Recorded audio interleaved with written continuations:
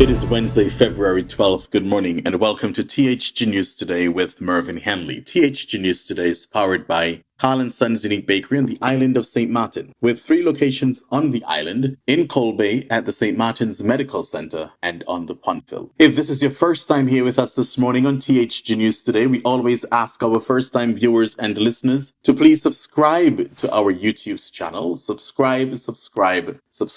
If this is not your first time and you have not subscribed as yet, now this is an opportunity for you to do so. So please subscribe throughout as you listen to the news this morning. Now, let's begin today with news out of Nevis. A 7-month pregnant woman is recovering from serious injuries following a violent home invasion in Hanley's Road. According to police reports, Saskia Maynard was attacked by a masked assailant during a burglary at her home. She sustained multiple non-life-threatening wounds to her abdomen and upper body. Maynard was rushed to the Alexandra Hospital, where she remains in stable condition. However, medical examinations later revealed that one of her abdominal wounds was more severe than initially assessed. As a result, doctors scheduled emergency surgery to deliver her child. Authorities are actively investigating the incident, though no suspects have been publicly identified. Police are urging anyone with information to come forward. Such a sad situation. Man.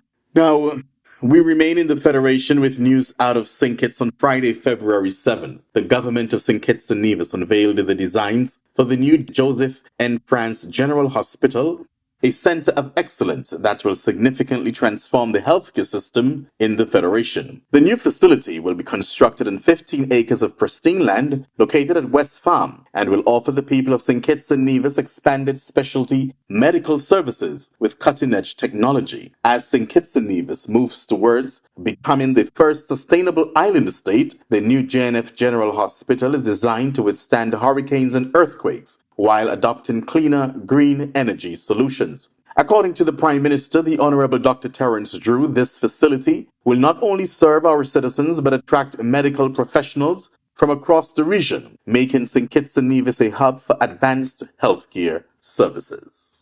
Let's display the designs on the screen once more of what will be the new JNF hospital on the island of St. Kitts. Certainly something good is happening there. Tourism Minister of Antigua and Barbuda Charles Fernandez has suggested that reducing regional travel taxes could make airfares more affordable and encourage greater movement between Caribbean nations. Speaking on Point FM on Antigua, the Fernandez Minister of Tourism said discussions are ongoing among CARICOM tourism ministers about ways to increase intra-regional travel by reviewing the taxes imposed on airline tickets. One of the things we are looking at is how we can encourage more regional travel. That means we may have to examine the taxes imposed on airline tickets across the region, he said. Travel between Caribbean islands remains expensive due to the government-imposed aviation taxes, airport taxes, and fuel surcharges.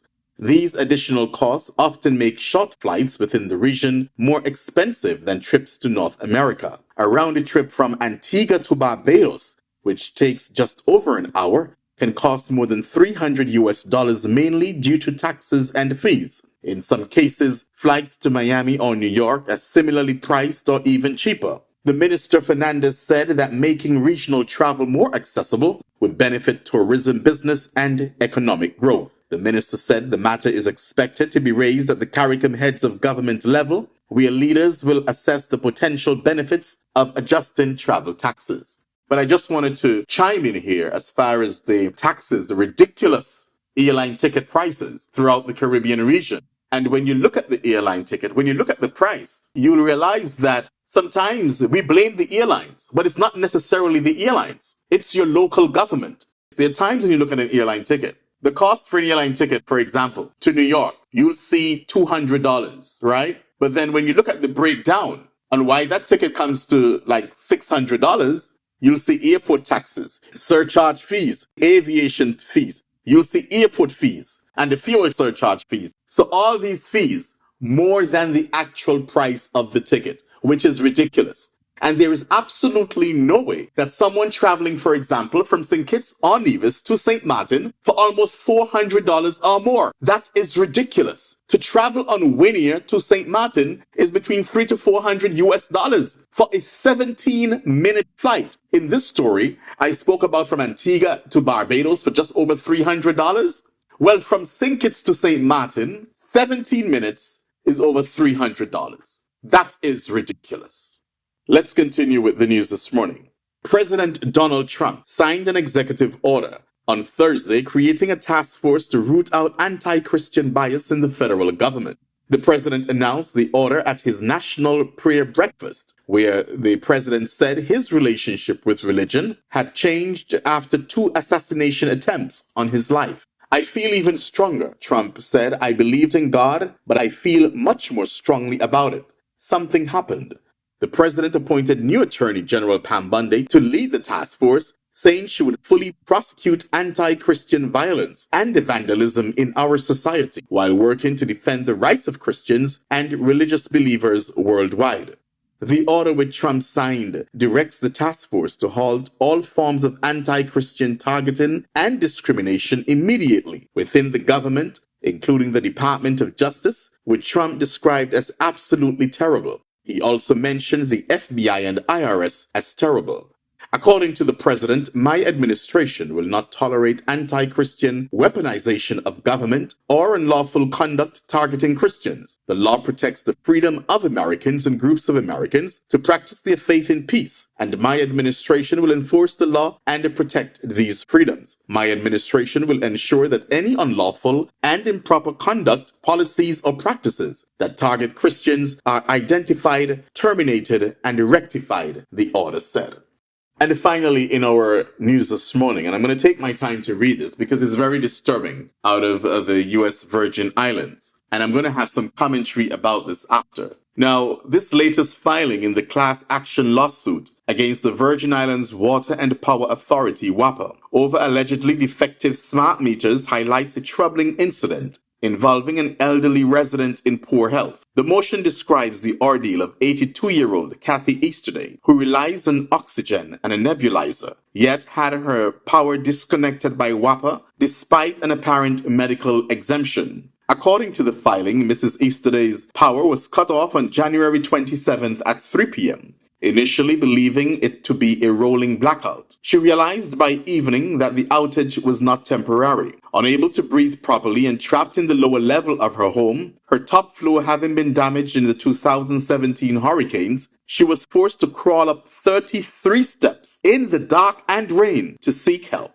Eventually, an ambulance was called, but the motion states that she could have died on the stairs or been struck by a vehicle while waiting. A neighbor later discovered that WAPA had disconnected her power despite a medical letter reportedly being on file. Moreover, the individuals who removed her meter allegedly damaged the base so severely that it would need to be replaced before power could be restored. The motion further alleges that WAPA CEO Carl Knight was informed of the situation on the 9th day of her disconnection. While he acknowledged that the shutoff should not have occurred, he reportedly deferred to the individual who authorized it. WAPA's communications director, Chanel Peterson, stated that even with medical documentation, disconnections can proceed after 60 days and multiple warnings. However, sources claim that Mrs. Easterday had been making payments on what she believed were inflated and disputed bills. Currently, Mrs. Easterday remains without power and is staying with another elderly woman, effectively homeless due to her medical needs. Community members have stepped in with local businesses, donating materials and an electrician, offering to do the necessary repairs. The only remaining question is whether WAPA will agree to restore her electricity. Now, this case is pretty damning. And it's a damning indictment of both WAPA, the electricity company, and the government that allows such cruelty to persist. The fact that an 82-year-old, 97-pound woman who relies on electricity for her oxygen was left to crawl up 33 steps in the dark and rain, struggling to breathe, should horrify anyone with an ounce of compassion. Yet, WAPA, with its bloated bureaucracy and tone-deaf leadership, saw fit to cut off her power despite having a medical letter on file. And what was the response from WAPA's leadership? The CEO, Carl Knight, allegedly acknowledged the mistake, but deferred to the very person who authorized it. That is not leadership. That is being a coward. It is a complete disregard for human life. Then there is WAPA's communications director, Chanel Peterson, who justified the disconnection by citing a 60-day policy as if that somehow absolves the agency of moral responsibility. Let's be clear. This isn't just about one elderly woman. Mrs. Easterday's ordeal is emblematic of a larger issue. A government and power authority so disconnected from the struggles of ordinary people that they see no problem in abandoning their most vulnerable citizens. How many others are suffering in silence? Their power shut off, their pleas ignored. And when I say how many, I'm talking about like an elderly woman who are dependent on oxygen. That's what I'm talking about. How many must crawl for help before this broken system is held accountable? Now, the community has stepped up where the government and WAPA have failed, rallying around Mrs. Easterday with kindness and generosity. But it should never have come to this. No one should have to rely on the goodwill of strangers just to survive when there is an entire government infrastructure supposedly in place to serve and protect its people. Ladies and gentlemen, this is not just negligence. It is cruelty. It is a systematic failure. And unless people demand real accountability, it will happen again. With that, we've just concluded THG News Today with Mervin Hanley. Do join me again on a Friday morning for a similar presentation. The news today, of course, was sponsored by Carl & Sons Unique Bakery on the island of St. Martin. Have yourselves a wonderful day.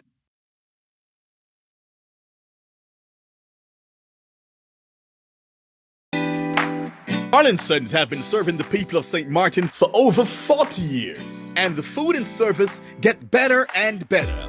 From early morning, customers flock to the bakery for their favorite sandwiches, cakes, pastries, you name it. First thing at mornings and last thing at afternoons, folks rush to Carl & Sons for simply the best.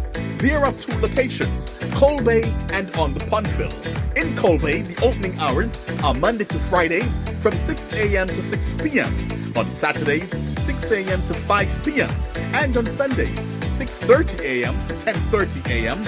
and 2 p.m. to 5 p.m. Opening hours on the Pondville, Monday to Friday, 6:30 a.m. to 6 p.m. Saturday and Sunday, 6:30 a.m. to 1 p.m. We also cater for weddings, parties, special events, whatever the occasion. It's Carl & Sons. Our staff, we are always happy to serve you. Call us today, the Colbay location, 721-544-2462. That's 721-544-2462. Or in Phillipsburg, 721-543-1059. That's 721-543-1059. It's Carl & Sons Bakery. We are here to serve you.